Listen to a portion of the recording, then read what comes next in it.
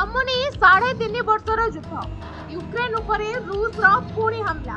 रूस पठाइला 598 ड्रोन और 31 missile. Ukraine अनेक स्थान क्षतिग्रस्त। दीर्घ 3.5 वर्ष धरी चली आसुची यूक्रेन रूस युद्ध। आक्रमण परे आक्रमण जारी रही। यूक्रेन उपरे रूस यह द्वितीय थर पई सबुठारु बड़ आक्रमण। एथिरे 4 शिशुंक समेत 23 जनकर मृत्यु होईछि। यूक्रेन राजधानी कीव रे थिबा यूरोपीय संघ एवं ब्रिटिश परिषदर कोठा मध्य क्षतिग्रस्त होईछि।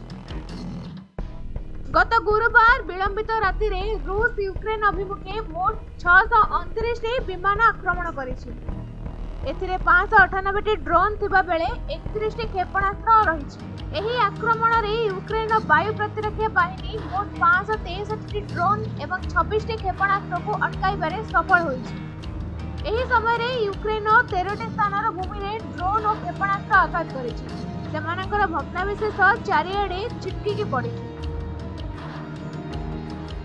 यूक्रेन अधिकारी माने कहिसेंती जे रूसियार आक्रमण रे राजधानी कीव रो अनेक अपार्टमेंट ब्लॉक गुडी को ध्वंस कर दैछि। रूस प्रतिरक्षा मंत्रालय मध्य यहाको निश्चित करिछि जे रूस सेना यूक्रेन रो सामरिक शिल्प उद्योग एवं विमान बंदर उपरे टार्गेट करिछि।